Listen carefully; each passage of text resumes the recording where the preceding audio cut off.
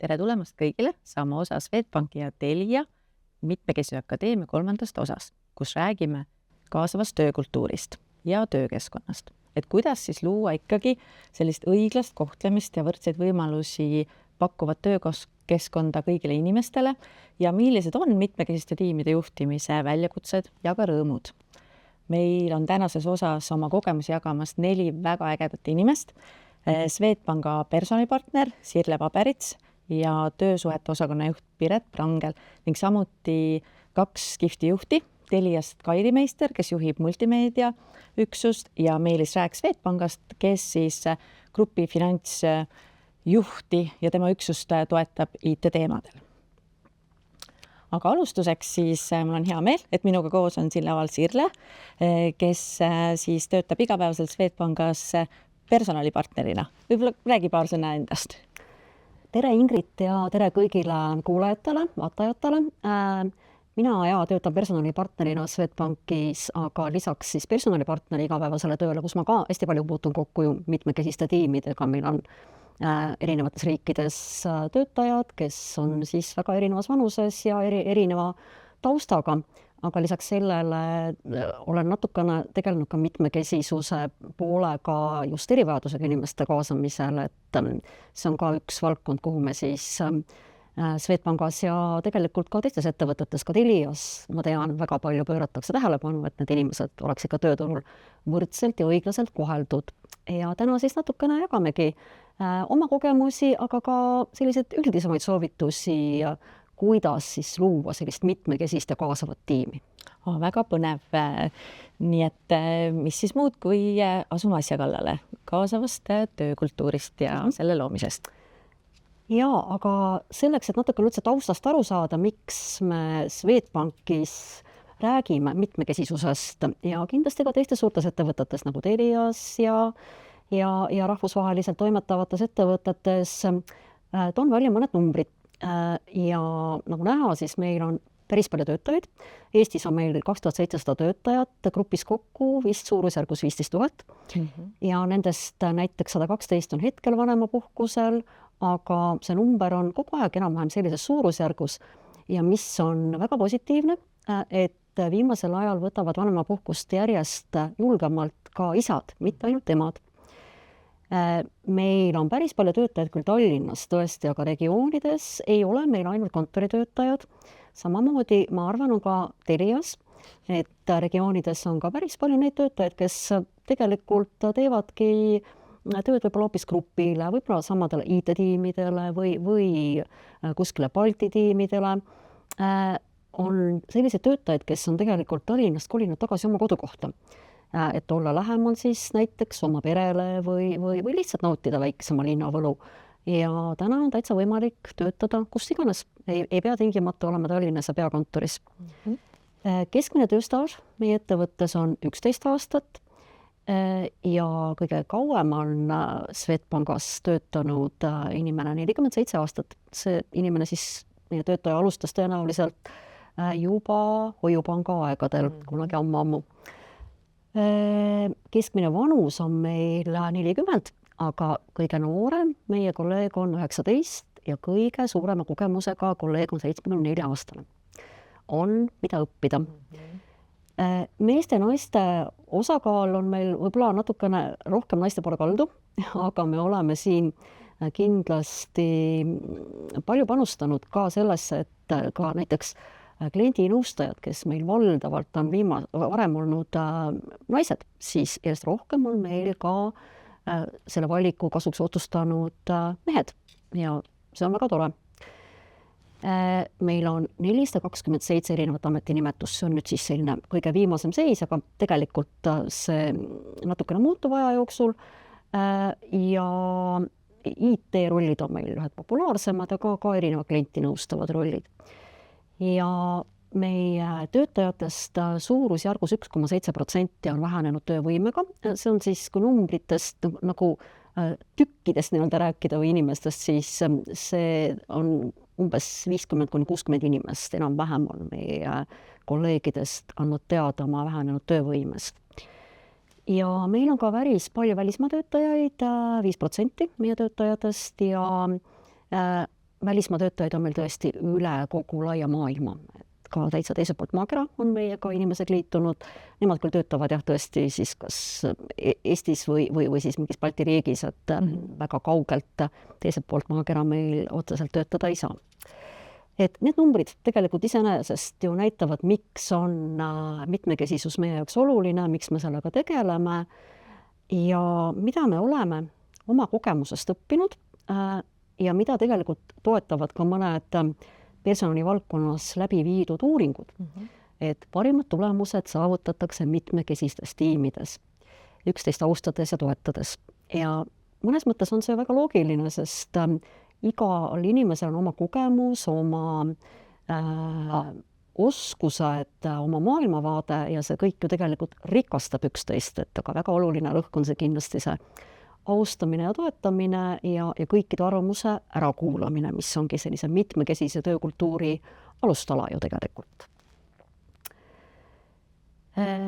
Mitmekesisus hõlmab endas kindlasti väga palju erinevaid tahke.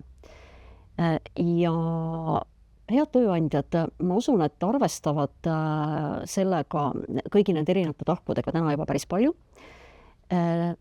Mida suurem organisatsioon, seda mitmekesisem kindlasti on töötajaskond, aga ka väikeses ettevõttes on see hästi oluline jälgida, et mõned sellised mitmekesise ja kaasava töökultuuri alustalad oleksid paigas. Ja üks, mis on kindlasti hästi oluline, on sooline võrdsus ja õiglane tasustamine.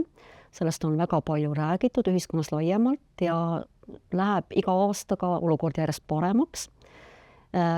Swedbankis tegeleme sellega ka väga palju ja kindlasti ma usun, et ka Telia kolleegid tegelevad sellega ja paljud ettevõtted, aga see ei ole ainult suurettevõtete teema, kindlasti ka väiksemad ettevõtted saavad seal väga palju panustada ja ära teha, et tõesti erinevast soost inimesed saaksid siis sama töö ja sama panuse eest võrdset tasu.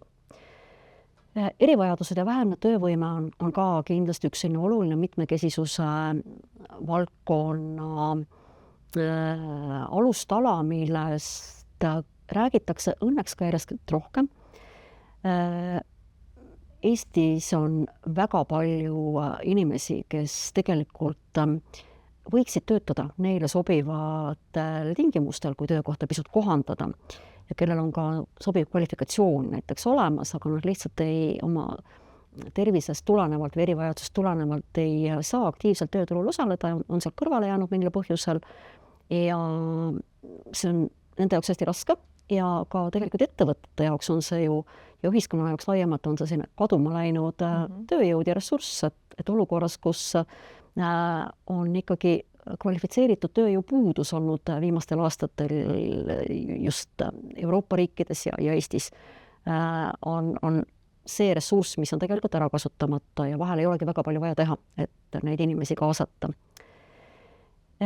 Üks mitmekesisuse tahk on kindlasti kultuur ja erinevad usulised vaated, et kui ma ütlesin, et meil on väga palju ka välismaa töötajaid erinevatest riikidest üle terve maailma, siis kindlasti nendel inimestel on ka kultuuriline taust erinev ja mõnikord ka erinev usk, et hästi oluline on see, et hea tööandja tolereeriks neid erinevaid kultuure ja uske ja ei üritaks inimest siis kuidagi sinna raamidesse suruda, et loomulikult heatahtlikkus peab olema kõikide suhtes, et kui see usk või kultuur kuidagi toob kaasa negatiivsust organisatsiooni, siis see ei ole aktsepteeritav, aga kõigil on õigus olla oma juurtega seotud ja tuua ka oma kultuuri kaasa oma töökeskkonda.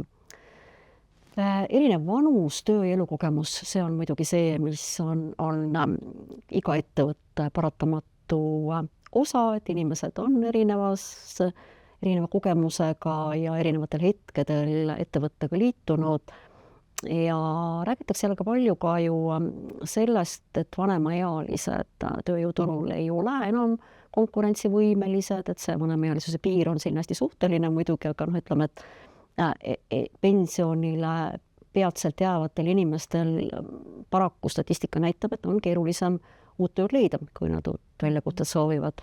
Et heal tööandjal jällegi võimalik siin mõelda, kuidas siis neid inimesi võib-olla oma ettevõttes ka rohkem toetada, pakkuda neile võib-olla teistsugust tööd, mida üldse saab ära teha üks ettevõte ka ühiskonnas laiemalt, et see väga väärtuslik tööjõud jällegi ei jääks tööjõuturult kõrvale. Seksuaalne orientatsioon, kindlasti ka üks asi, mis võib-olla natukene vähem tuleb töökeskkonda kaasa, aga nõuab ka jällegi meie ühiskonnas natukene rohkem sellist tolerantsust või laiemat maailmavaadet ja meie oleme ka olnud ikkagi läbi aegade seda meelt, et see ei ole tähtis, milline on meie töötaja seksuaalne orientatsioon ja ka ühiskonnas laiemalt, et oleme ka toetanud siin erinevaid üritusi, mis proovivad siis nagu nende inimeste õiguseid esile tuua ja ühiskonnas teavitada ja oleme igati seda meelt, et kõigil on õigus valida, kuidas oma elu elada. Ja muidugi kõik sellised erinevad eluetapid, mis tegelikult ju võivad meie kõigiga mingil hetkel juhtuda, et me vajamegi seda kaasavat lähenemist või natuke teistsugust lähenemist tulenevalt mingist ajutisest olukorrast meie elus, et väikelapsevanemad näiteks või inimesed, kes peavad hooldama lähedast ajutiselt või ka ajutised terviseprobleemid, et nendel juhtudel on kindlasti väga oluline tööandja mõistaks, et inimesel on hetkel võib-olla natukene vaja kohandusi, et oma tööd hästi teha ja jätkuvalt edukas olla ja võib-olla ka mõneks ajaks aeg maha võtta, et see töötaja, kes saab selle ajutise abikäe tööandjalt, on kindlasti oluliselt lojaalsem ja pühendunum, kui see olukord tema jaoks on siis lahenenud ühel hetkel. Ja viimaseks punktiks panin siia 3 punkti, sest tegelikult ma arvan, et kõik võivad siia omalt poolt veel lisada erinevaid nüansse, mida mitmekesisus endas tegelikult ju võib hõlmata ja mis on ka iga ettevõtte jaoks võib-olla erinevad. Absoluutselt. Aga mitmekesise ettevõtte puhul ma arvan, see ei ole isegi nagu mingid kindlad teatud tegevused, vaid see on selline üldine kultuur. Ja see on nüüd jällegi ka koht, kuhu kõik saavad oma äranägemise järgi lisada seda, mis on just nende ettevõtte jaoks kõige olulisem, aga toome välja siin mõned need sellised alustalad või vundamendid, mis on meie ettevõtte jaoks olnud kõige peamised, millest me siis oma ettevõtte kultuuri ülesehitamisel lähtume.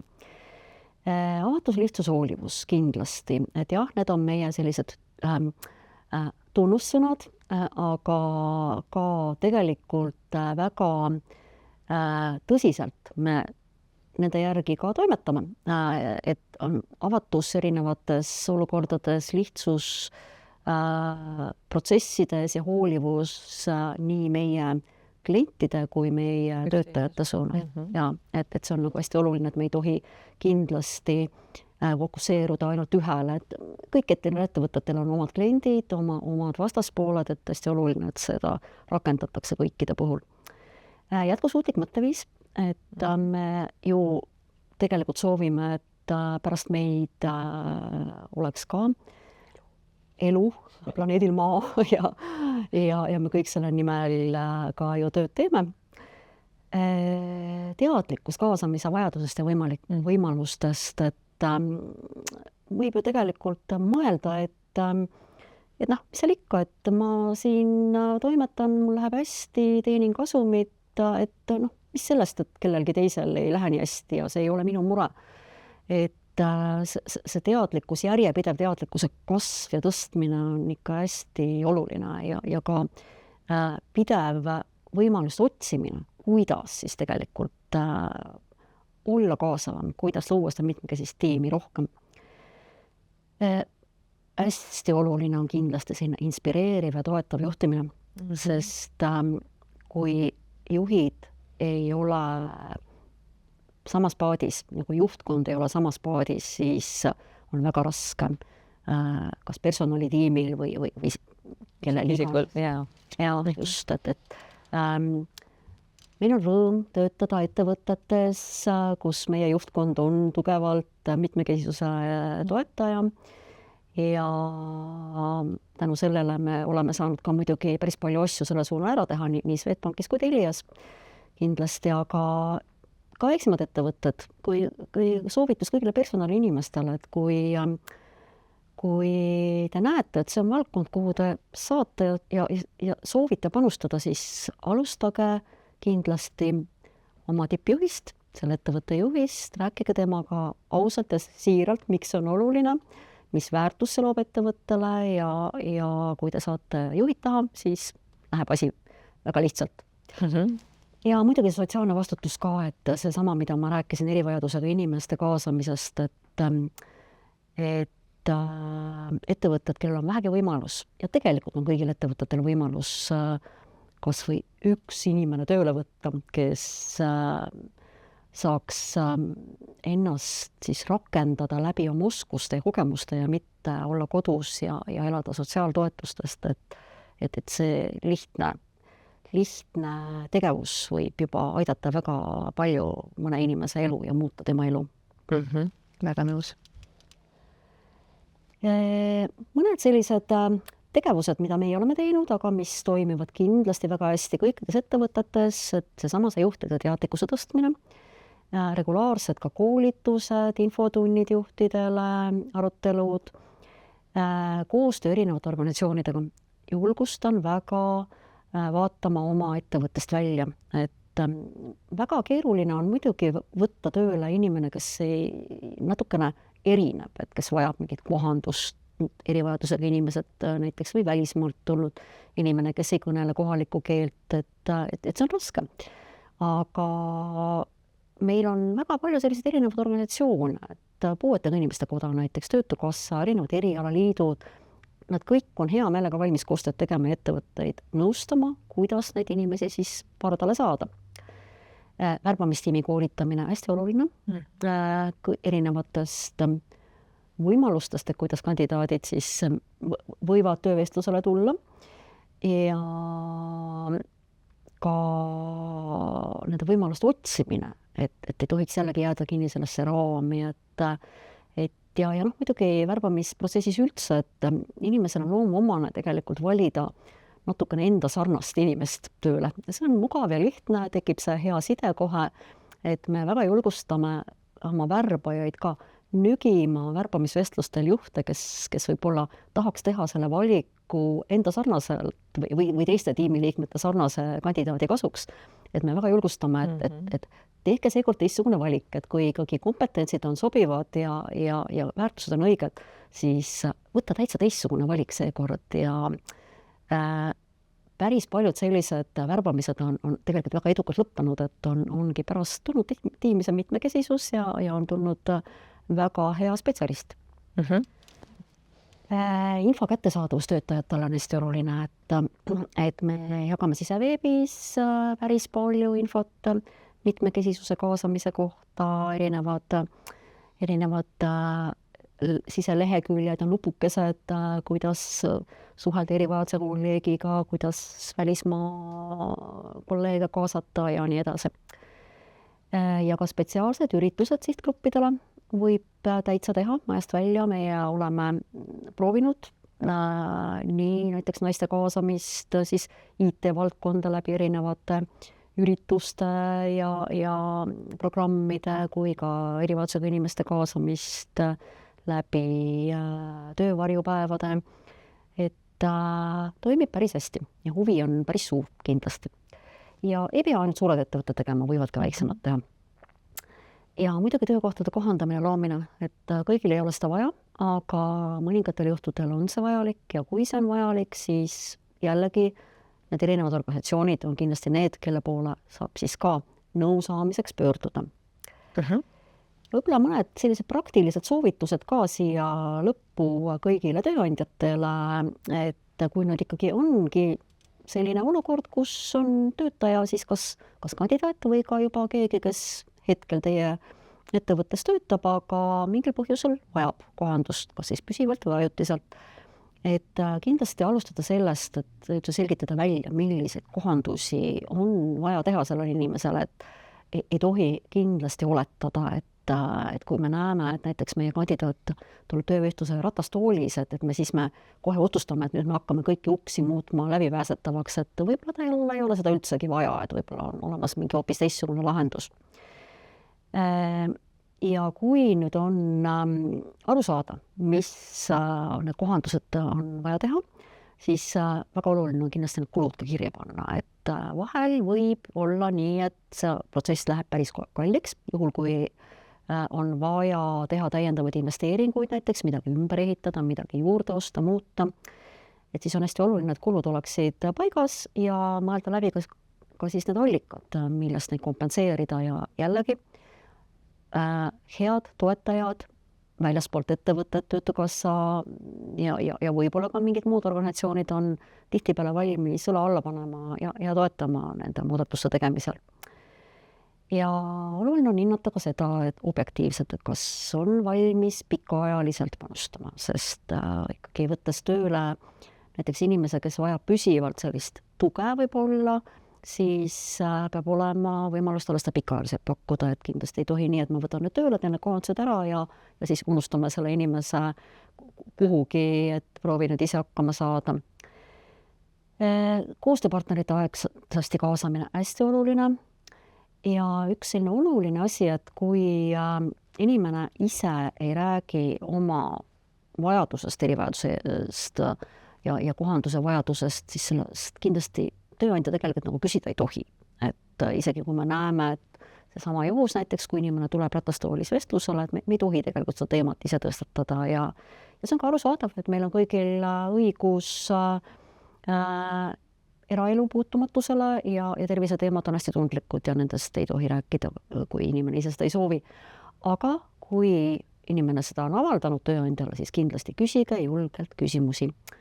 Ja delikaatsus ja empaatia on olulised igas olukorras, et mitte ainult siis erivajaduse puhul, vaid ka kõikidel muudel juhtudel. Ja kokkuvõtteks soovitus kõigile tööandjatele, et alati pidada meeles, et me värbame kompetentsi ja väärtuseid ja kui me oleme leidnud sobiva kandidaadi, kes siis tulenevalt sellest erivajadusest vajab töökoha kohandamist, siis alati on selleks olemas lahendus. Mina tänan ja soovin kõigile mitmekesist värbamist. Aitäh, Sirle, väga põhjaliku sellise ülevaate eest Swedbankis toimuvast ja tegelikult ka nende heade mõtete eest, mis sa siit kõigile kuulajatele kaasa panid. Et mina sain küll kindlust selles osas tõesti, et hästi oluline on see valmisolek, selles mõttes vaadata laiemalt, erinevates olukordades hinnata seda, et ma ei tea, kas või alates värbamisvestlusest tõesti, et kas see vestlus peab toimuma koha peal või saab kasutada selleks ka muid kanaleid ja tõesti ka mõelda erinevate rollide loomisel selle üle, et mis on võib-olla kõige olulisemad needsamad kompetentsid just selle töö edukaks täitmiseks. Ja ma arvan, see on ka väga hea meeldetuletus, mis puudutab delikaatsust ja empaatiat ja tõesti, et me ei või inimese käest küsida tema terviseandmete kohta, aga küll ma arvan, et on täitsa mõistlik küsimus ka töövestlusel igalt inimeselt, et mis on see, mida sina vajad oma töös hästi õnnestumiseks ja ma usun, et sealt saame juba sobiva ja ka omalt poolt avatud kandidaadiga siis edasi minna või kuidas sulle tundub? Jaa, ma olen väga nõus sellega ja väga hästi sa tegelikult võtsidki selle kokku, et kuidas siis läheneda, kui värbaja näiteks näeb töövestlusele kandidaat, võiks tegelikult vajada äkki mingisugust kohandust, et siis küsidagi otse, et mis on see asi, mis aitaks sul tööl kõige paremini õnnestuda ja see kehtiks iga kandidaadi puhul. Ma arvan, et see on väga hea soovitus, et ütle meie värbajatele edasi, et me oleme kõrva taha kõik värbajad võiksid oma kandidaatidel seda küsida edaspidi. Aitäh sulle! Ja aitäh, Sirle, oma kogemusi jagamast. Nii, aga nüüd mul on hea meel vahetada veidi käiku ja kutsuda siia enda juurde lavale Piret Prangel, kes siis on töösuhete osakonnajuht Swedbankis ja tema räägib meile õiglase tasustamise erinevate aspektidest. Saame siis sellesse teemasse natuke sisse vaadata. Tere tulemast, Piret! Kuidas läheb? Põnevalt. Aasta on alanud huvitavalt ja mul on hea meel siin sellel teemal rääkida, sest see on midagi, mis on minu kirg ja ma annan endast parima, et seda siis Swedbankis sellega toimetada. Kaua sa tasustamise valdkonnale juba pühendunud oled? Kui võib küsida niimoodi. Ma arvan, et see sai alguse umbes 2008, kui ma esimest korda puutusin tasustamise teemadega kokku, aga Swedbankis olen siis toimetanud nüüdseks natuke üle 6 aasta. See on väga põnev ja on alati midagi uut, mida teha. Et selle valdkonna sellised arengud ja tegelikult ka oluline mõju inimeste elule on kindlasti piisav põhjus, et selles valdkonnas pikalt toimetada.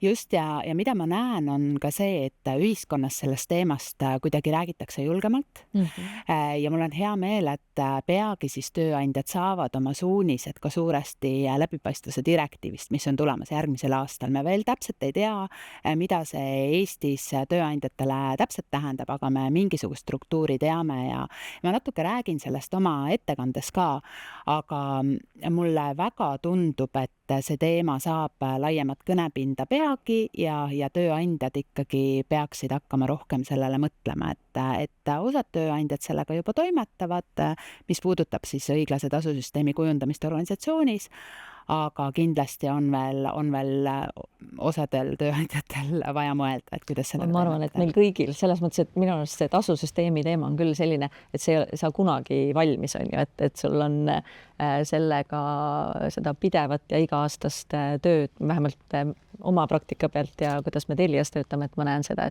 et tasusüsteemid on minu arust küll sellised, mis nagu kunagi valmis ei saa, vaid on pidevas arengus nagu Tallinna linn. Yeah. Aga vaatame siis sisse, et jaga siis natuke ole hea meile Swedbanka kogemust ja võib-olla vaatame sellele teemale siis laiemalt otsa ja saame siit kõik häid soovitusi. Ja nagu Sirle oma eelmises ettekandes mainis, siis tegelikult õiglane tasustamine on mitmekesise töökultuuri üks osa. Ja sealjuures on ka oluline see, et me maksaksime meestele ja naistele siis samaväärse töö eest sama palka. Ehk et inimene, kes siis töötab mingil spetsialisti positsioonil, tal on sama kompetents, tulemuslikkus, ta peaks saama sarnast tasu. Väga oluline on see, et kõik organisatsioonid, kes räägivad tasustamise teemast läbipaistvalt ja avatult, tegelikult saavad sellest kasu. Ma toon siin välja mõned sellised olulisemad kasukohad organisatsioonile ja ma kutsun üles kõiki personaliinimesi, kes tasustamisega organisatsioonis tegelevad, sinna sisse vaatama. Et väga oluline on see, et igal aastal tegelikult tasud vaadatakse üle. See ei tähenda seda, et need tasud tuleb korrigeerida, aga selleks, et püsida organisatsioonina konkurentsivõimeline, võiks seda teha. Ja kui on organisatsioonis läbipaistev ja õiglane tasusüsteem kasutusel, siis see aitab ja lihtsustab selliseid avatuid ja lihtsaid tasuvestlusi siis pidada. Tasuvestluses on alati 2 poolt. On juht ja töötaja, ma jõuan selleni ka ja mõlemal on seal oma panus. Siis mis veel on see, et kui organisatsioon on võtnud selle suuna, et ta räägib tasustamise teemadel avatult, siis töötajate teadlikkus kasvab. Ei ole enam selliseid vestluseid, et ma tahaks teenida nüüd nii palju, mul sõber seal või naabrimees, eks ju teenib, ja töötajatel tekivad realistlikumad tasuootused. Et kui me oleme organisatsioonina siis kommunikeerinud oma tasustamise põhimõtteid või printsiipe või põhipalga määramise selliseid komponente, siis see lihtsustab kindlasti tasuvestluseid, pluss siis, eks ju, töötajatel tekivad realistlikumad tasuootused. Meie Swedbankis mõni aeg tagasi avalikustasime tasuvahemikud töökuulutustel. Ja loomulikult me tegime seda niipidi, et kõigepealt me tegime sammud organisatsiooni siseselt ja seejärel alles siis töökuulutustele läksime välja tasuvahemikega. Ja tagasiside paariaastane nüüd on see, et värbamised on palju lihtsamad, avatumad, ei teki mingisuguseid ebamugavaid selliseid situatsioone, et et vot täpselt palju see tasu võiks olla, et on selline tagasiside. Ja mis veel, kui vaadata seda töötajate vaates, siis ta toetab karjääri planeerimist, sest töötajal tekib arusaam, et kui ta tahab teenida ühte või teist tasunumbrit, siis kus positsiooni seda makstakse ja millised sammud ta selle nii-öelda positsiooni täitmiseks peab tegema. Et see on oluline. Nüüd ma tõin siia välja Swedbanki töötasu määramise põhimõtted. Neid võib olla erinevates organisatsioonides erinevaid, aga peamiselt, eks ju, me tasustame siis seda tööväärtust, mida töötaja siis organisatsioonile annab. Ja see koosneb meie organisatsioonis 4 põhikomponendist, on see, et ametikohad peaksid olema hinnatud, ehk et millist väärtust see ametikoht loob ja kui keerukas ta on. Meil peaks olema organisatsioonis olemas palgaturu info, mis aitab meil siis tagada selle, et meil oleks väline tasuõiglus organisatsioonis ja me oleksime ka konkurentsivõimeline pikas perspektiivis, ka jätkusuutlikult, eks ju, et see töötaja ka tasuvaatest oleks kestlik. Töötaja ise saab siis oma tasu läbi kompetentsi kasvu ja tulemuslikkusega siis mõjutada. Et kui ma jõuan mõnel järgmisel slaidil selleni, et tasu on juhi juhtida, siis väga oluline, nagu ma mainisin ka ennem tasuvestlustel, on töötaja enda selline panus. Mida ma olen selleks teinud, et mul oleks siis võimalik seda tasutõusu saada? Jah, loomulikult palgaturg mängib väga suurt rolli. Me oleme näinud ka seda, et mingites kohtades palgaturg läheb madalamaks, seda kompetentsi võib-olla nii palju ei ole enam turul vaja, aga see ei tähenda seda, et sa jooksed kohe seda tasu madalamaks korrigeerima, et et tavaliselt Eesti turul seda praktikat ei ole ja siis võib juhtuda, et paari aastaga on see jälle muutunud, eks. Miks on oluline sisemine tasuõiglus, nagu ma rääkisin, et võrdne palk, sama tööd tegevad mehed ja naised võiksid saada sarnast töötasu, kui neil on samasugune kompetents ja tulemuslikkus, siis ametikohtade hindamine on see, mis annab sulle võimaluse tegelikult seda sisemist tasuõiglust siis mõõta. Ma lähen edasi siin selle juurde, et millal tasu määratakse, et tihtipeale, mis on võib-olla Eestis selline mida ma olen kuulnud, meie organisatsioonis see nii ei ole, aga et kui ma vanemapuhkuselt naasen, siis minu tasu üle ei vaadata, eks ju. Et vanemapuhkuselt naasmiselt tuleb igal juhul tasu korrigeerida, sellepärast et ajas on edasi läinud, eks ju, palgaturg on muutunud, me oleme võib-olla organisatsioonis siseselt korrigeerinud, et alati tuleb üle vaadata, see ei tähenda seda, et sa korrigeerima lähed, aga alati tuleb vaadata seda. Ja tasu siis määratakse, kui töötaja liitub organisatsiooniga.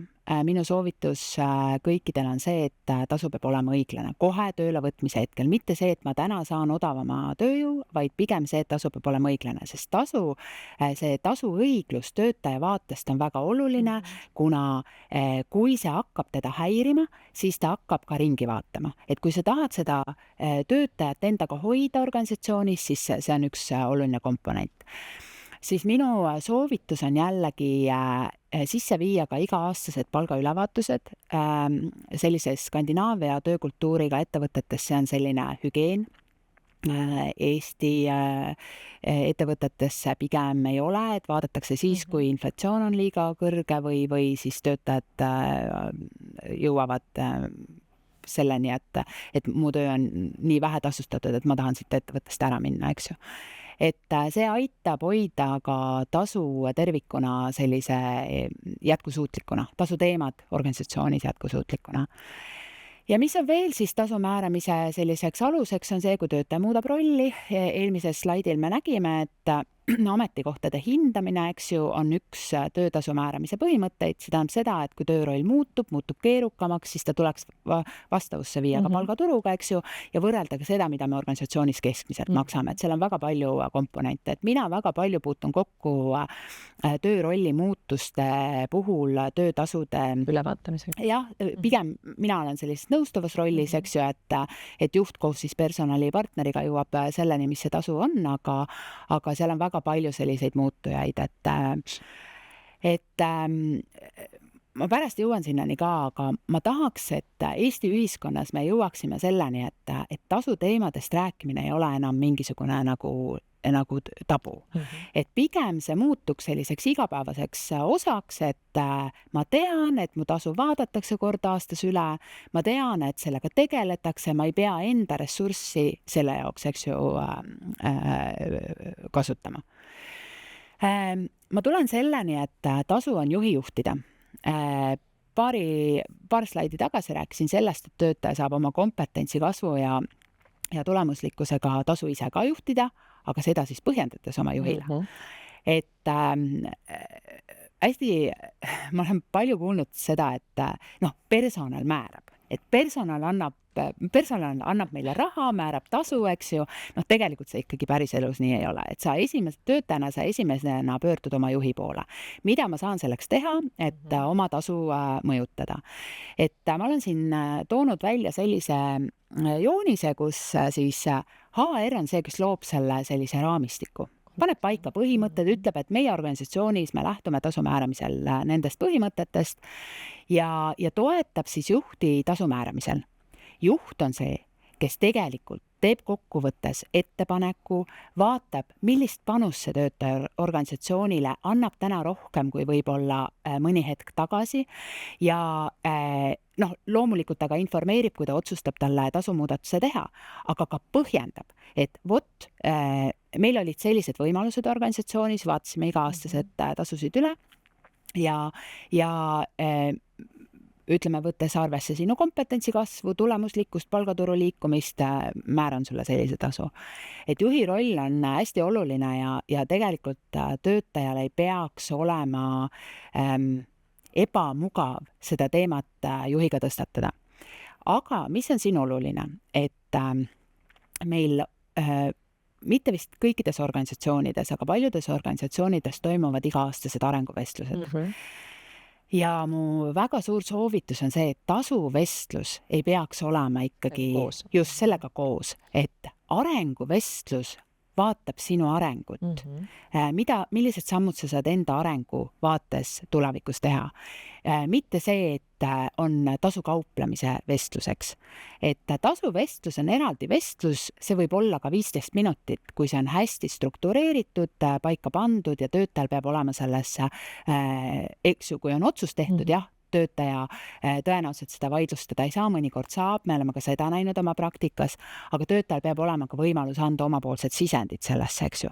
Et kas siis viia läbi mingisugused eeltasuvestlused, Eesti praktikas ei ole, pigem siuke Skandinaavia praktika, aga tasuvestlusel mingi vestlus, mis võiks olla ka igal aastal. Ka siis, kui tasu ei tõuse, eks ju.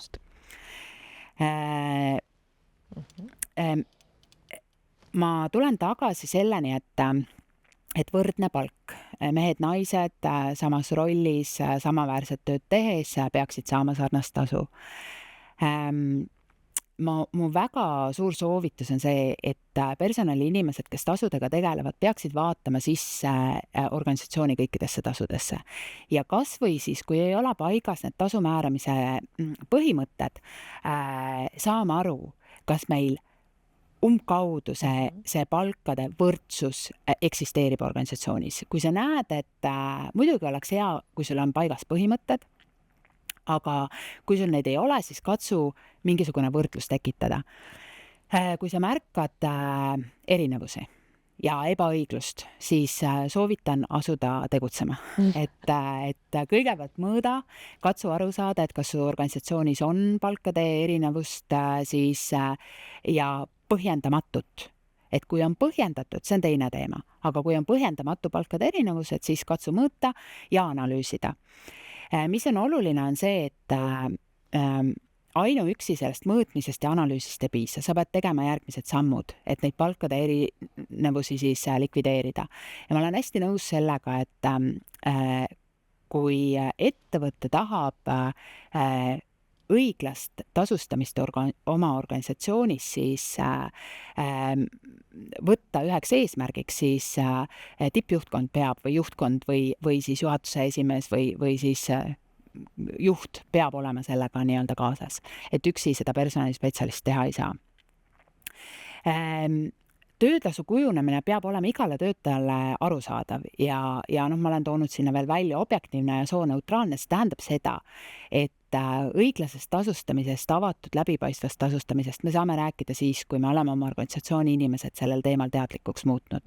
Ehk et kaasa- ja koolitaja näiteks, kui toimuvadki iga-aastased tasuvestlused, siis me soovitame, et juhid ikkagi tuletaksid meelde, millistel põhimõtetel tasu määratakse ja viiksid siis edasi seda teadmist ka oma töötajatele.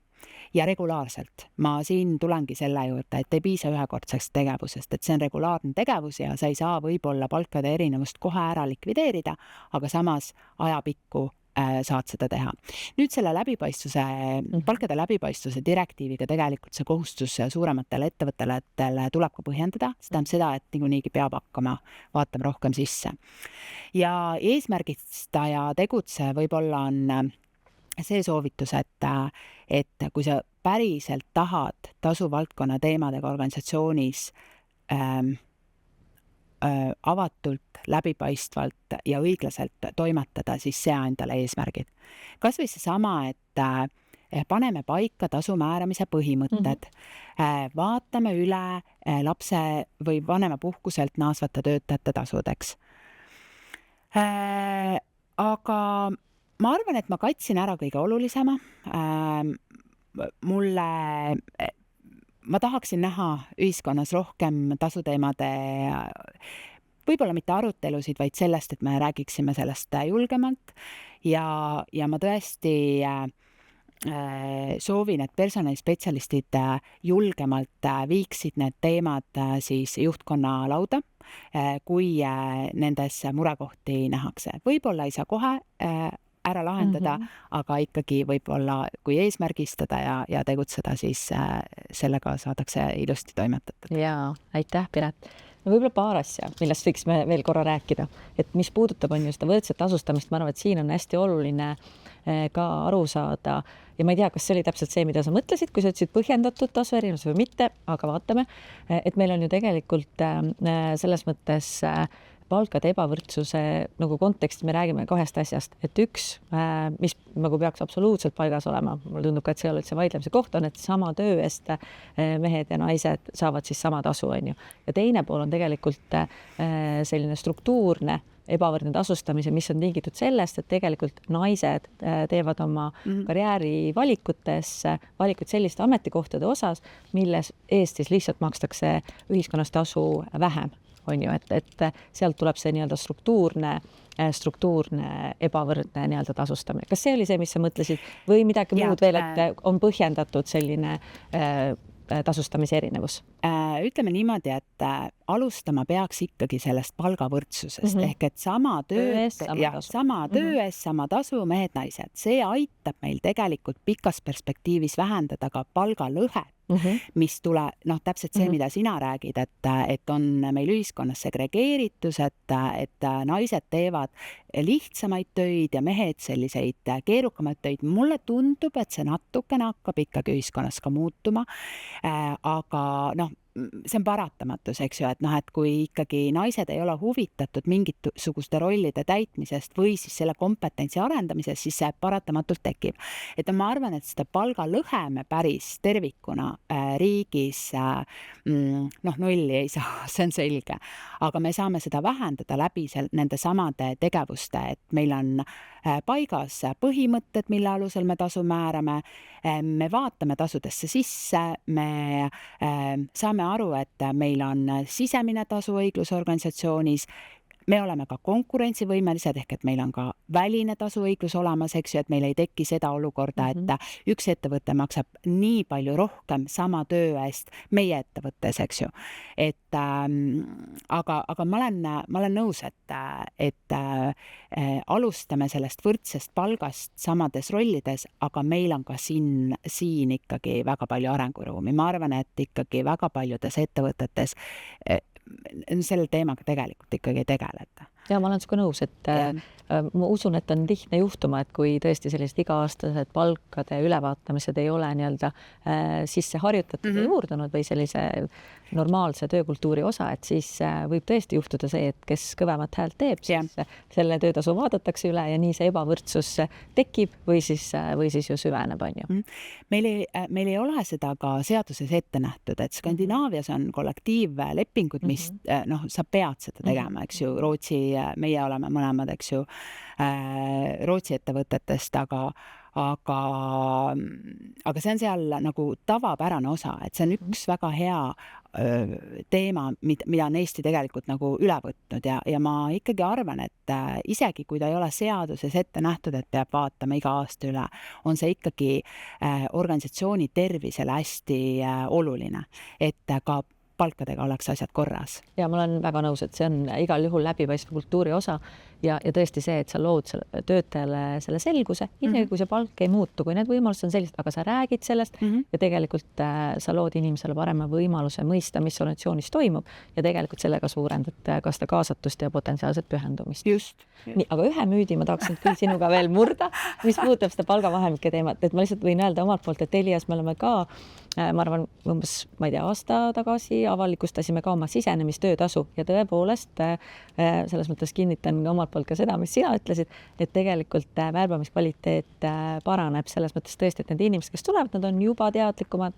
nad saavad aru, millega nad saavad arvestada selles rollis ja sealt on väga hea edasi minna. Et sellist nagu kandidaatide ärakukkumist ei teki. Küll, aga rääkides erinevate personalijuhtidega ja mis puudutab just seda palgavahemik, et võib-olla siis üks hirm saad siin ümber lükata, kuidas sellega toimetada on see, et kui me avalikustame selle palgavahemiku, siis kandidaat ju automaatselt haarab kinni sellest kõrgemast numbrist on. Ja siis võib juhtuda see, et selle nii-öelda värbamisprotsessi lõpus kogu aur läheb sellele, et ma vähendan inimese nagu sellist tunnetatud kompetentsust ja motivatsiooni argumenteerides nii-öelda enda süsteemsusest või sellest süsteemi rolli ja kompetentsi kirjeldusest lähtuvalt nii-öelda tema kompetentsust ja motivatsiooni on ju. Et kuidas teie, kas see vastab tõele või mida teie olete märganud? Meie ütleme nii, et palgavahemik kui selline, ehk et siis see palgaturu peegeldus on tegelikult soovituslik tasuvahemik. Ehk et sa võid maksta madalamat tasu, meil ei ole ka Eestis ühtegi seadust, mis ütleks, et sa pead maksma palgavahemikus, eks ju, tasu. See on soovituslik tasuvahemik ja ma ei arva, et meil on tekkinud värbamisel selliseid nagu sügavaid diskussioone selle üle. Et me oleme valmis seda palgavahemiku tasu maksma, sõltuvad siis sellest töötaja kompetentsist, kogemusest. Ma tahaksin veel ühe koha mainida, et tasustamise põhimõte ei peaks olema tööstaaž, vaid tööstaaži asemel peaks olema see sama kompetentsus, sest see 25-ne võib olla omandanud väga head kompetentsi juba, eks ju, et ei ole see, et sa oled 40 aastat töötanud, et siis sa oled just selle nagu kõige parema kompetentsiga.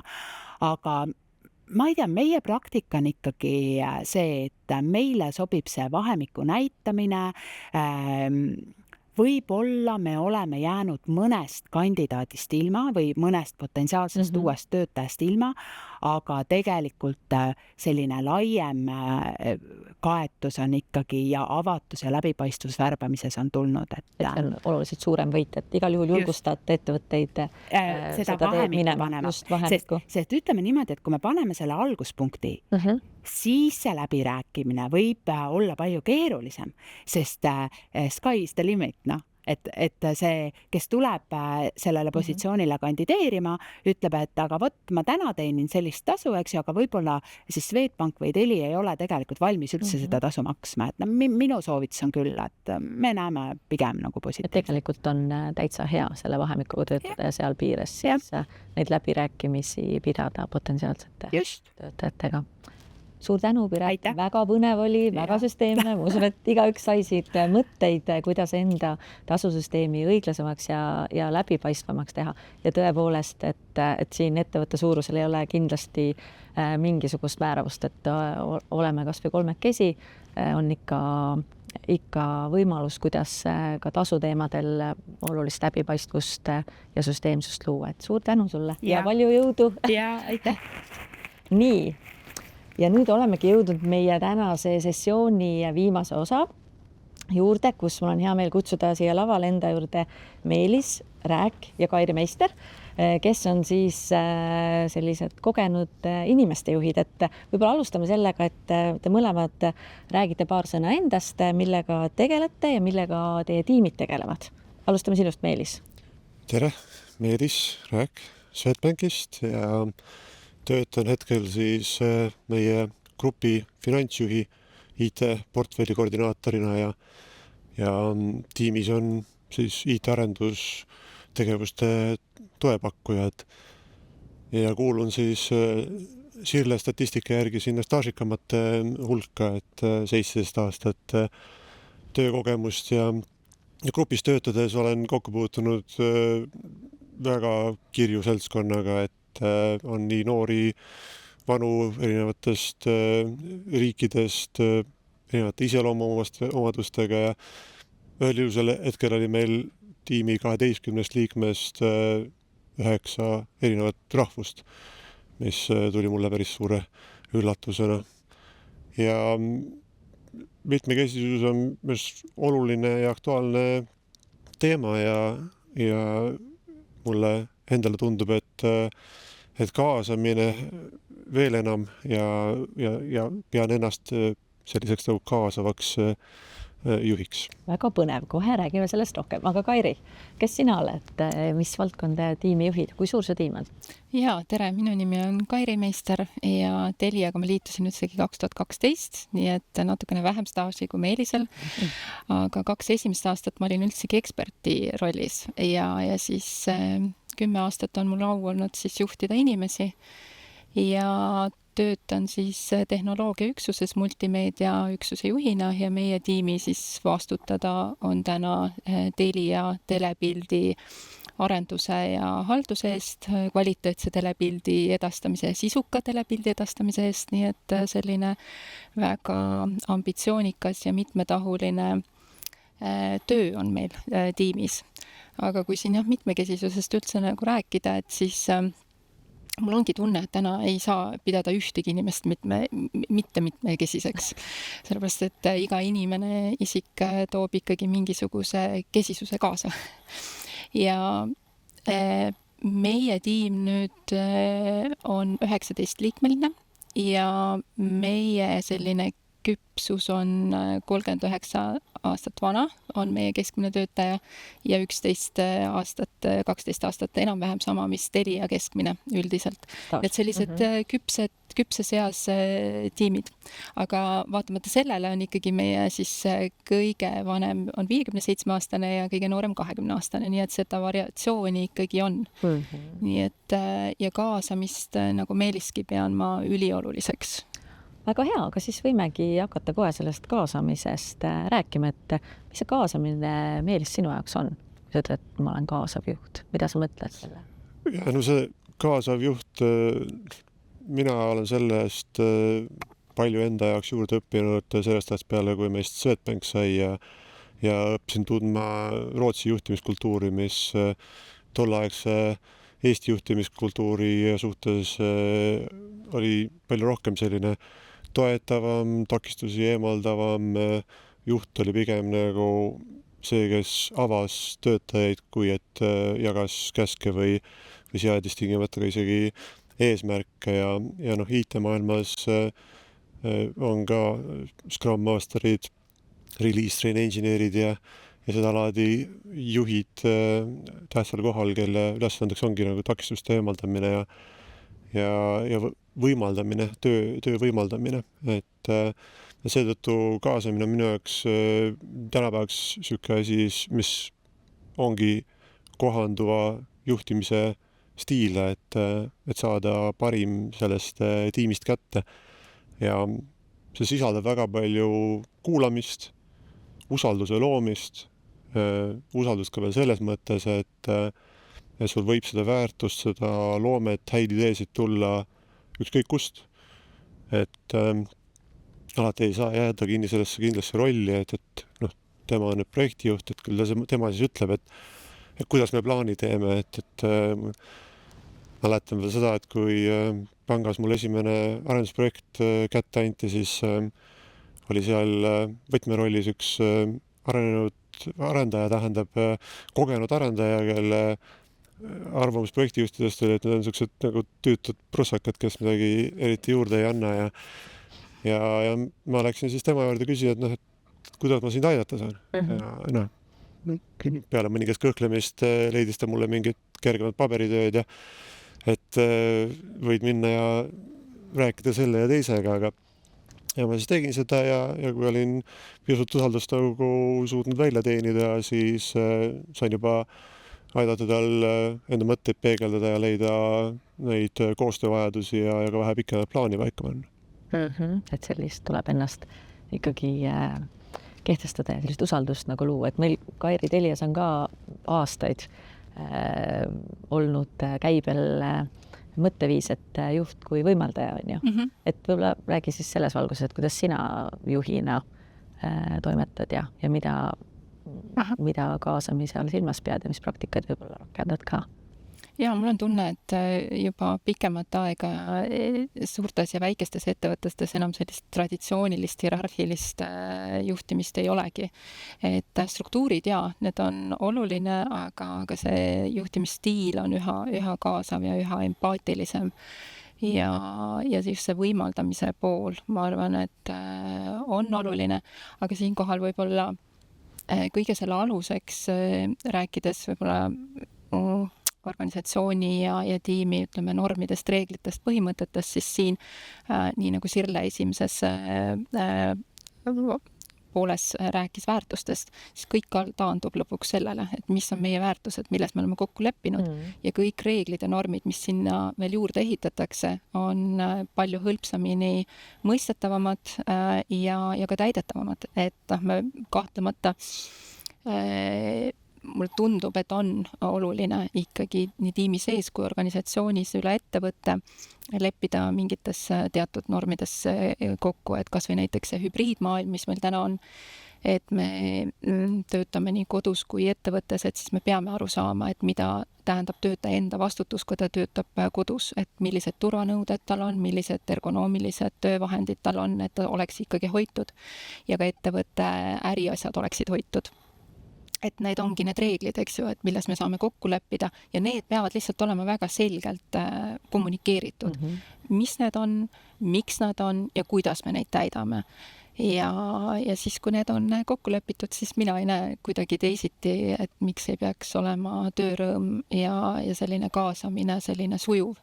Ja kui me tuleme selle mitmekesisuse juurde tagasi, et need väärtused, mille najal me tegelikult tööturul inimesi ja eksperte värbame, need aitavadki seda ühtlustada, et neid võib-olla selliseid, mis võib-olla kohati tekib tunne, et ma ei tea, et nüüd tuleb mu tiimi sellise kas erivajadusega inimene või nii eakas inimene või vastupidi nii noor, nagu siin oli näide, on ju, et kuidas me siis sellega hakkama saame, aga väärtusruum on meil ju sama. Nii et sealt juhi kaasabiga saab teha väga mõnusa toimimise. Kas Meelis tahad tuua ka, tuleb sul ka kohe meelde mõni võib-olla mingi põhimõte või midagi töökorraslikku, mis te olete kokku leppinud ja mis sind täna juhina aitab oma tiimi võib-olla paremini kaasata või sellist selgust luua? Ja ma pole suur reeglite ja normide fänn iseenesest, et tulles tagasi selle võimaldamise juurde, aga ma arvan, et Kairil on väga hea point selles, et sa ei saa võimaldada, kui keegi siis sellest kinni ei haara, et meil on propageeritud pangas sellest nii-öelda enesejuhtimist või self-leadership'i teemat ja eks seal peab ikkagi olema kohanduv, et kui sulle satub selline kolleeg tiimi, kes vajab rohkem juhendamist ja juhtimist, ja ei ole enesejuhtimises nii tugev, et siis tuleb teda selles mõttes rohkem toetada. Ma võib-olla ütleks, et seda traditsioonilist juhtimist on endiselt vaja, ka eesmärk seadmist, sellisest juhendamist ja nii edasi, eks ole, teatud olukordades lihtsalt ja seda traditsioonilist juhti lihtsalt ei pruugi olla võtta just pärasti see, kes on määratud ametisse kui tiimijuht, vaid see traditsiooniline juht võib sul ilmuda lihtsalt laua äärde ja öelda, et ma tahan võtta initsiatiivi ja vedada selle teema ära. Selline mentorlus võib-olla, eks ole, et ka. Okei, jaa, aga siis ma lihtsalt mõtlen, et meie kuulajad on nagu sellised praktilised inimesed on ja tahaksid siit saada kindlasti mingeid väga konkreetseid võib-olla näpunäiteid, mõtteainest, mida ka enda töös rakendada. Et kui nüüd on see teie tavaline tiimi, ma ei tea, koosolek, olete mõne väljakutse ees, et mismoodi te siis päriselt neid inimesi kaasate seda, võimaldate neil seda juhtimist võtta, ennast nii-öelda siis sellesse teemasse pühenduda ja saate inimesed tegelikult kaasa panustama. Ma olen absoluutselt, ma võin teha soojendused, loomulikult kõik algab õigete inimeste värbamisest. See, et sul on juba nii-öelda bussis õiged inimesed, nad teavad, kuhu me sõidame, aga kui on tõesti see, et meil on nüüd selline väljakutse, on ju, ma ei tea, ma mõtlen, kas mõni tehniline rike on ju, või mõni süsteem, mida ma hakata kuidagi läbi närima, et kuidas te siis need inimesi juhtidena kaasate? Ja millega te peate arvestama, arvestades seda, et tõesti keegi ongi võib-olla juba sisuliselt pensionile minemas, harjunud võib-olla ühtemoodi töötab ja mõni teine on selline otse ülikoolipingist on ju, või praktikanttiimis täitsa panustamas on ju, ja inimeste sellised võib-olla vajadused, ootused on erinevad või lähtepunktid. No mina alustaksin sellest kõige lihtsamast, et see kuulamine. Et hea näide on see, et kui sa ei tea, kuidas midagi teha, siis küsija kohe tuleb 10 mitte tingimata sinust targemat, kes ütlevad sulle, kuidas seda teha ja teine hea näide on selles, et piisab teinekord lihtsalt vaikimisest, et paned selle küsimuse laua peale ja inimestel tekib siis võimalus natukene mõelda selle peale ja arvamust avaldada, et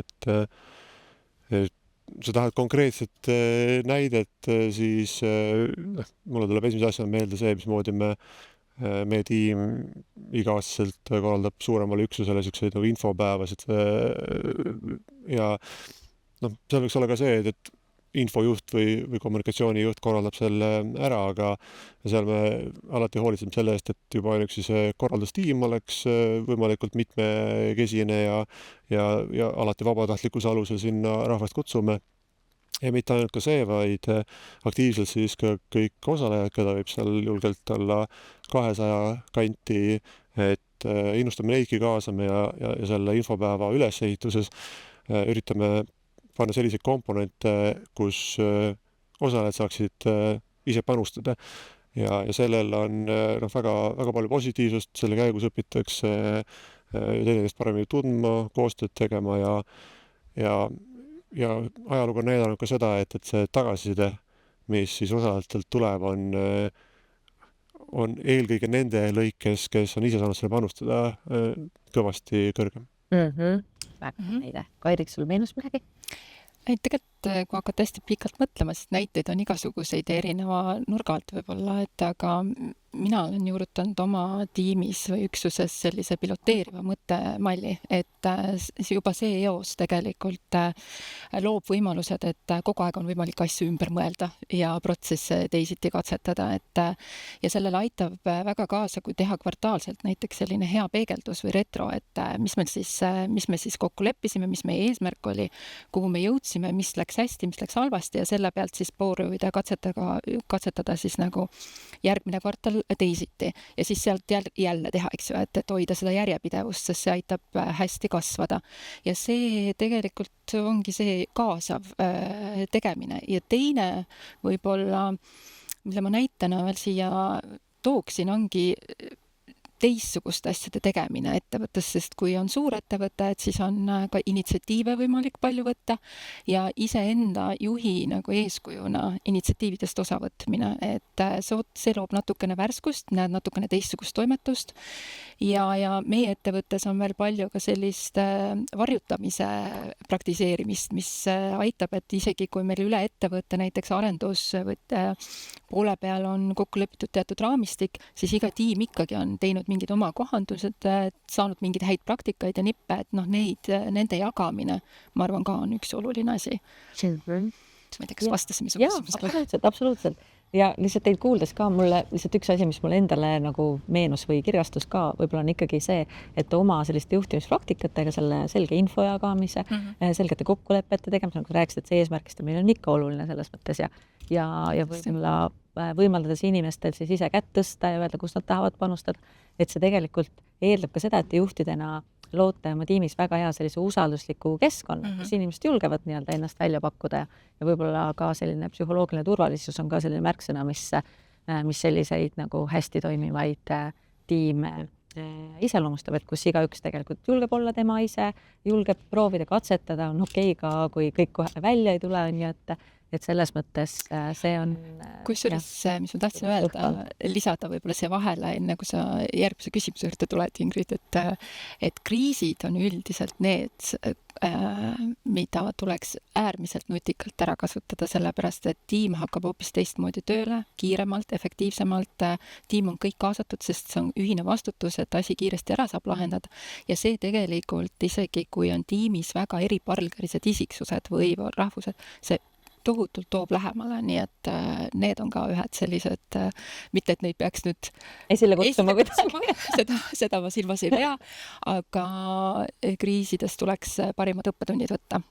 Mitte võib-olla et need kriise ei pea esile kutsuma, aga kriiside lahendamine ei pea olema juhtide ülesanne, et see on jälle hea võimalus, kuidas tegelikult kaasata ja jagada seda Täpselt.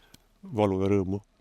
Jah, ja ma olen nõus ja see kõik saab ainult siis toimida, kui tegelikult see ühine siht ja vaata see tuum on nagu paigas. Et see on, ma arvan küll nüüd mingi asi, mida ei saa kellegi teisele usaldada, kui juht peab selle vastutuse ikkagi ise võtma, et selle selge sihi ja selle tuuma nii-öelda iga tiimiliikmene viia ja teha siis seda võib-olla täiesti erinevalt on ju, et lähtuvalt inimese vajadustest ja ka sellistest võib-olla sellist infotöötlemise viisidest ja kõike seda arvesse võttes on. Aga teie ise ka olete ju erinevate tiimide liikmed, et kui te nüüd mõtlete enda igapäevase toimimise peale tööl, siis mis on võib-olla see mitmekesisus, mida teie inimestena olete oma tiimidesse toonud? Mina ilmselt juba intuitiivselt sellise inimesena ja empaatia on mul ikkagi kuidagi minule hästi loomumane, et ma arvan, et selle tiimi toomine on olnud ja aidanud kaasa, et ütleme, tehnilised inimesed tehnilistes meeskondades on üsna sellised struktureeritud, et aga selliseid pehmeid väärtusi, ma arvan, et on see, mida mina olen kindlasti tiimi kaasa toonud ja enam ei pea ennast nii palju tõestama, et tehnoloogiaüksuses ma olen naine ja et tegelikult ma tean küll, mida ma räägin ja ma oskan otsuseid vastu võtta küll.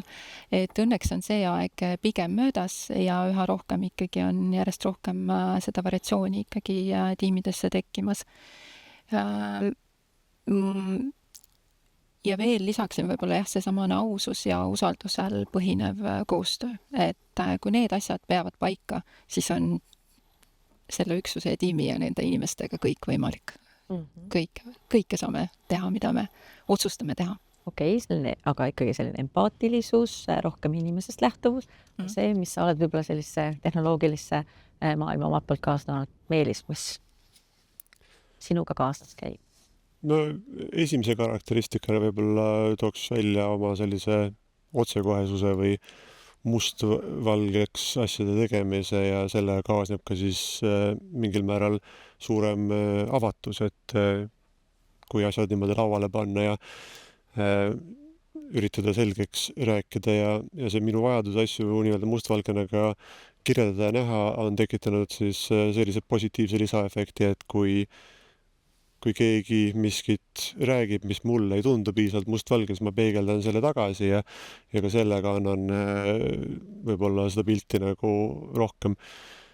See väike oht muidugi on, et kui ma kõik mustalt ja valgelt räägin, et siis ei tule võib-olla piisavalt värvi sellesse, aga ma arvan, et seda ma tasakaalustan sellega, et ma üldiselt toon päris palju huumorit ja optimismi ka töö juurde ja siis oma neid avatud suhtlust rikastan ka selle poolega.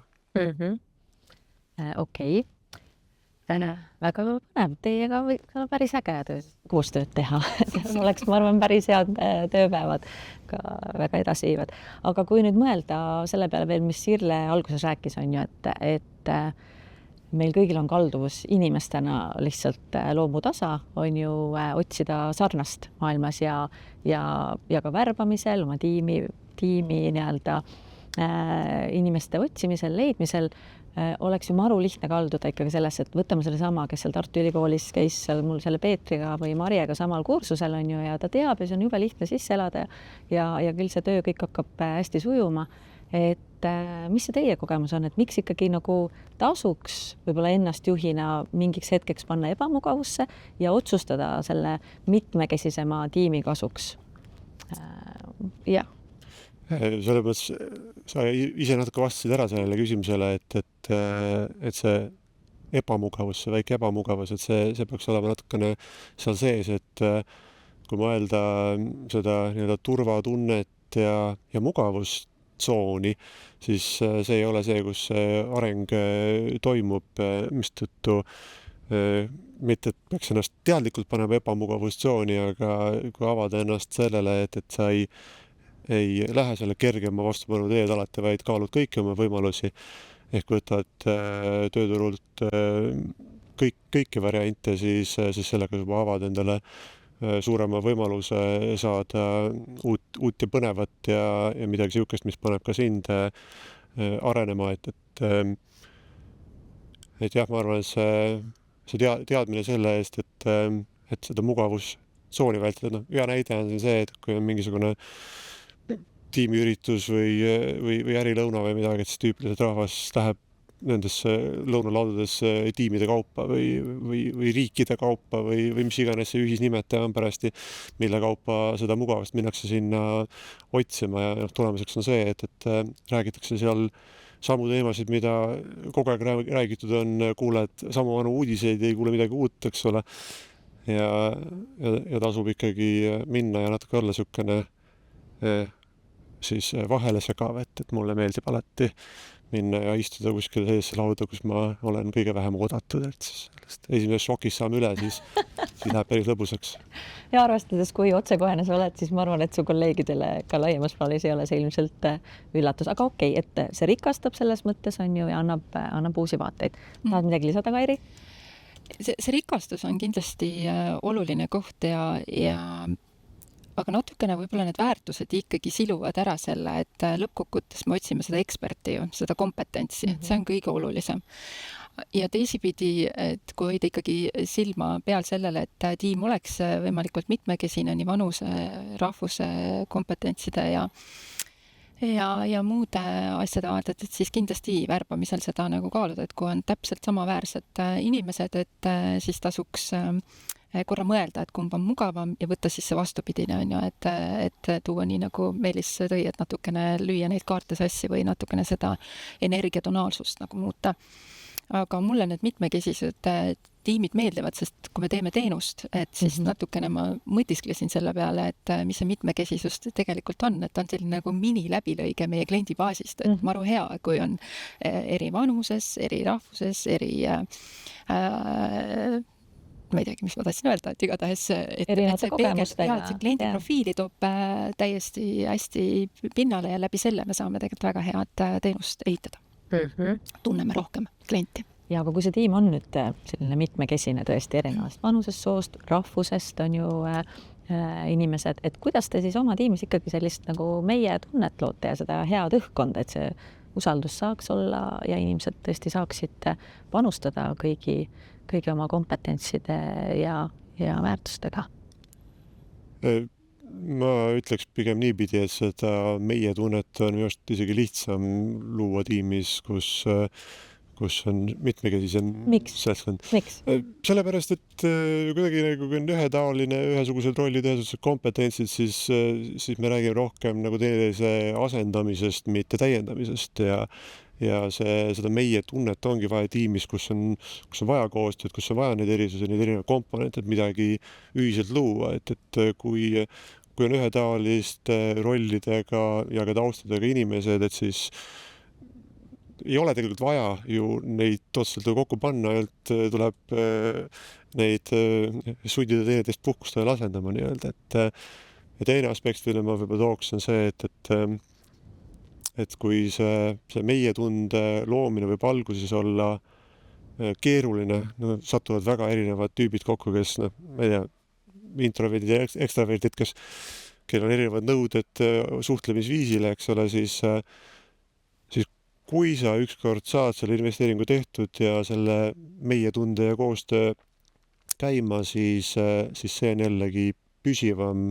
Seal on nagu seda alustalasid ja kirjusust rohkem, mis aitab seda meie tunnet siis pikemalt ja sügavamalt hoida.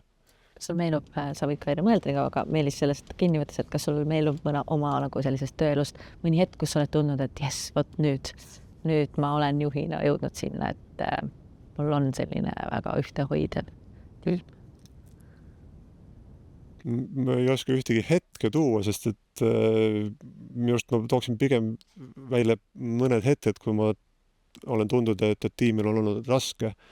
Ja üks hetk oli selline, kus meil oli tiimide liitmine ja oli seltskond siis, kes olid selgelt nagu projektijuhid, programmijuhid, ja teine siis tiim tõi enda kaasa siis sellist toetamist, assistent, sellised rollid, kus pigem kiputi olema nii-öelda siis võimaldajad ja toetajad, kui et projektijuhid, kes olid siis tol hetkel sellised nagu eestvedajad ja direktiivipakkujad. Ja siis oli neil mõlemal tiimil liikmetel olid siis selline tunne, et miks meil siis kokku pandi, me ei sobi kokku, me ei toeta teineteist, meil ei ole midagi ühist. Ja siis oli raske seda meie tunnet ehitada, aga sai üksipulgi läbi mämmutatud, et meil on ikkagi inimestena teineteist võimalik toetada. Kokkuvõttes me leiame selle ühisosa ja teinekord on rohkem aega vaja.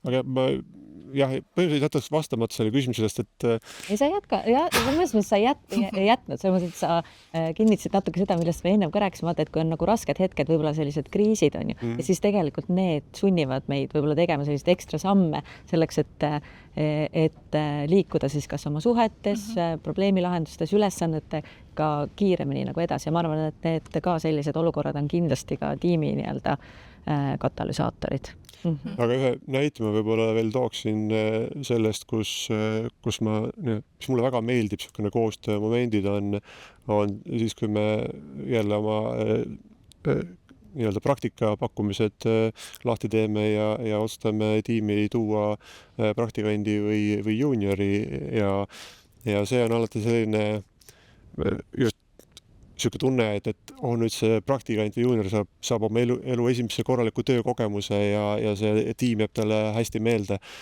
ja õpetab talle, kuidas edaspidi olla edukas töötaja. Ja alati, kui me teeme retrot selle praktika lõpus, siis on suurimad õppijad, kõige kogenenud tiimiliikmed, et kes õppisid sellelt praktikandilt. väga hea näide, absoluutselt olen seda sama kuulnud nii paljudelt juhtidelt, et see on nii naljakas, kuidas tihti on see, et praktikandi võtmine alguses tundub selline, ma ei tea, kas me tahame, aga kõik, kes seda on läbi teinud, need on äärmiselt rahul selle kogemusega. Nii, aga Kairi? Jah, sest praktikantide lõpetuseks, et tunne on, et töökoormus tuleb juurde, sa pead hakkama kedagi juhendama, aga kui sa hakkad kedagi juhendama, siis sa mõtestad läbi oma protsessid ja vaatad üle, kas juhendid on paigas, kas kõik on loogiline või saab kuidagi teisiti, nii et tegelikult sellest tuleb see õppekoht küll. Aga mis ma siia meie tunde juurde võib-olla lisaksin, on see, et minu arust kõik ebakõlad ja vastandumised saavad alguse sellest, et me ei tunne teineteist, nii et mina arvan, et suhtlus ja tundma õppimine on üks edu võti. Ja meie oleme praktiseerinud oma tiimis ka sellist mittetraditsioonilist meeskonna arengupäeva, ehk siis kutsume seda talgupäevaks ja juba 5. aastat meil on üks hästi tore kolleeg, kes siis toimetab just mina julgeks küll väita, et täitsa talumõõtmed annab välja, sest lambad on, linnud on, suur maa-ala ja palju kasvuhooneid ja nii edasi. Siis me seal lähme sinna teadlikult, et me ei tegele üldse oma valdkonnaga, oma tööasjadega. See kolleeg on siis välja mõelnud nimekirja, mis siis see aasta tuleb kõik korda teha ja sealt mitte kunagi ei puudu mõni inseneri lahendust nõudvad ülesanded ja tegelikult igaüks saab valida siis, millist tööd ta tahab teha, millisesse meeskonda ta tahab minna, kas siis kasvuhoonet või siis pardimajale päikesepaneelide paigaldamine või õunapuude istutamine ja nii edasi. Või siis, kui mõni kolleeg otsustab, et seekord ta võtab ja viskab ennast kõhuli muru peale pikali ja ei tee midagi. Või siis meisterdab sööki meeskonnale, kes parasjagu toimetavad. See on ülihea juhina vaadata, kuidas inimesed omavahel suhtlevad, mida nad mõtlevad, millised on nende sellised elulised nagu toimetused, ja see lähendab tohutult palju. Ja teine võib-olla tore näide siia juurde ikkagi lisada on see, et eks me ikka teeme selliseid tiimi kohtumisi, kus me peegeldame ju, igaüks saab peegeldada, kuidas tal läinud, mis on mured ja mõttekohad. Ja mingi hetk ma nagu tunnetasin, et inimesed väga nagu ei taha rääkida, kui see ring lahti läheb, et ikkagi üks ja sama jutt, et tööd on palju ja või siis, et spetsiifilisemalt mingitest asjadest ikkagi tuuakse välja. Ja siis me tegime ja nagu ma ütlesin, me oleme piloteerijad. Piloteerisime siis, ütlesin, et nüüd on edaspidi nii, et mina ei räägi endast, vaid mina räägin Ingridist, et kuidas Ingridil need paar nädalat on läinud, aga see tähendab seda, et ma tegelikult pean ka tähelepanelik või küsima või suhtlema. Et see täitsa tekitas elevust ja taaskord jälle minu arust selline meie tunne on täiesti nagu olemas, nii et need näited, jah, tegelikult need praktilised, elulised ja võib-olla natuke kastist väljamõtlemise näited on need, mis aitavad meie tunnet kindlasti luua. Ma pean kohe muidugi küsima, nii et day one, ma kujutan ette, üks algaja noor juht läheb oma tiimi ette, ütleb, noh, nüüd järgmine nädal, reedel lähme kõik tallu. Et kuidas sa selle, ma saan aru, et kui sul 5 aastat see on käinud, teil on üsna hästi kokku töötanud tiim, et siis see ongi nagu selline meie toimimise osa ja me ootame juba, millal see aktsioon tuleb, on ju, et midagi kõik koos teha. Aga kuidas selle nagu käima lükkamisega oli, et kuidas see esimese hooga vastu võeti või mida sa selleks tegid? See kuidagi vist, me otsisime seda, et mida teistmoodi teha ja kuidagi juhtus niimoodi, et tuli selline jällegi kaasamise teema, eks ju, et mida kihvti teha ja jõudsime siis kolleegina, kes lahkesti kutsus oma koduõuele, eks ju, et aga selle aja jooksul on ikka juhtunud praktikantidega täiesti uusi töötajaid ja on olnud ka juhus, kus täitsa praktiliselt esimesel tööpäeval tuleb inimene, kohe tulebki tallu tööd tegema, et mitte televisiooni arendama. Aga televisiooniga me täna ei tegele. Jah, aga laias laastus on tagasiside alati positiivne olnud, sellepärast, et sa õpid koheselt oma kolleege tundma ja väärtustama ja need on need, mis annab selle hea vungi edukaks toimetamiseks mitmekesises maailmas. Kuulge, suur tänu teile kogemust jagamas. Nüüd täitsa nagu lõpuringi mõttes andke oma 1-2 soovitust mõnele juhile, kes nüüd on saanud inspiratsiooni kõigest sellest, millest rääkis Sirle, millest rääkis Piret, mida teie kokku võtsite, et kus siis võiks alustada, kui me tõesti tahaksin oma tiimi mitmekesisemaks luua ja sellist avatumat õhkkonda luua. Meelis? No jälle üldine vastus oleks see, et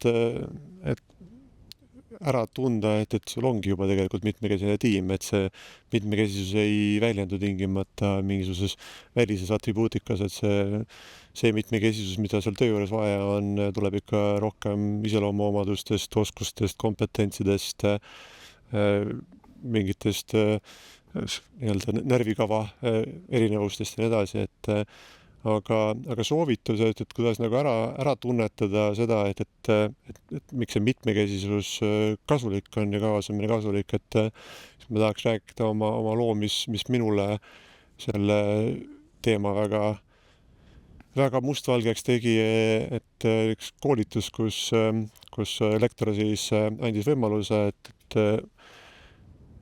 3 õpilasel on siis võimalik olla piiratud võimega selle koolituspäeva jooksul ja üks oli siis, ühel seoti silmad kinni ehk mängis pimedat, teine oli mürasumutavate kõrvaklappidega ehk oli siis kuulmispuudega ja mina sain siis olla ratastoolis.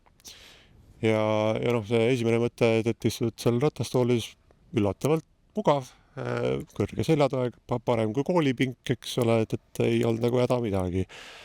Esimesed sellised keerukused esinesid siis, kui ei saanud kohviautomaadist kohvi kätte, ei ulatanud lihtsalt selle tooli pealt ja asi läks veel põnevamaks, kui oli vaja siis tualetti minna, mis selgus, et samal korrusel siis sellist ei ole, kuhu ratastooliga sisse saaks. Mina ikka tahtsin seda asja korralikult võtta, et ma ei tule sealt välja ja mängin, et mul need jalad ei tööta.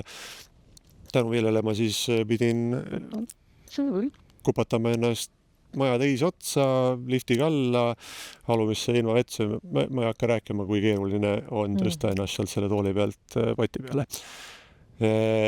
Ja kõige keerulisemaks läks siis, kui oli vaja minna siis lõunat sööma samamoodi. Teistel oli võimalik võtta lühike trepp korras allapoole, et jõuda kohvikusse. Mina pidin minema mitte ainult maja teise otsa sellest samasse lifti, vaid ma pidin siis ka minema maja väljast suure ringiga kohviku välisukse juurde. Ja kui ma siis seal rühkisin mööda seda juurikatest üles pulstunud asfaltit sinna kohviku poole, juba higi jooksis ja sain tigedaks, et ma ei saa hakkama sellega. Kallid kolleegid olid muidugi toeks ja nii mõnigi oli valmis kohe haarama rattast ja lükkama, eks ole, ja mina selle peale konkreetselt tahtsin nende peale karjuda, et ma ei taha teie abi. Ma tahan hakkama saada, ma tahan, et oleks loodud tingimused, et ma saaksin ise hakkama. Ja noh, see andis nagu täpselt sellise, no jah, nii ongi ju, niisuguse tunde nagu saadki. Ja noh, ja siis võid muidugi vastukaaluks mõelda, et mida siis annab piiratud võimega inimene erilist tiimi. Noh, Sille tõi siin mõned näited, ja noh, võid mõelda, et noh, palju meil ikka on pimedaid kliente näiteks, eks ole, kui palju on neid, kes ei näe väikest teksti või kes vajavad prille või kes satub oma tehinguid tegema pimedas kehvasti valgustatud ruumis ja vajab selle jaoks mingit tuge, et sellised kogemused aitavad meil mõelda selliste piirangute peale. Väga, aitäh, et sa jagasid, Meelis, väga ehe lugu, et mul on täitsa kananahk. Aitäh, Kairi. Mida soovitad? Jaa, mida soovitan? Mina arvan, et enamus töörõõmust ja maailma probleemidest või kui nii tohib öelda, et saab alguse kommunikatsioonist, et ikkagi ma rõhutaksin seda väga sügavaid ja selgeid ja usaldusväärseid suhtlemisi ja kokkuleppeid, et need tuleks paika panna ja ma võib-olla ikkagi selle viimaseks osaks tahaks öelda, et kõik algab vastutusest, et nii juhi vastutusest, töötaja vastutusest kui tiimi vastutusest, et kui need vastutused on paigas ja ma olen läbi mõtestanud enda jaoks, et mis on et kui mina näiteks olen erivajadusega, et siis kui ma tahan ennast hästi tööl tunda, et siis see algab ikkagi sellest, et ma võtan iseenda üle vastutuse ja ma räägin ja ma olen julge. Et ainult nii saame me ju kohandada töökeskkonna ja meeskonnas toimimise kõigile osapooltele mugavamaks ja töörõõmu rohkem juurde tuua, nii et jah, sellega ma võib-olla lõpetaksin. Aitäh teile ja aitäh kõigile kuulajatele, vaatajatele.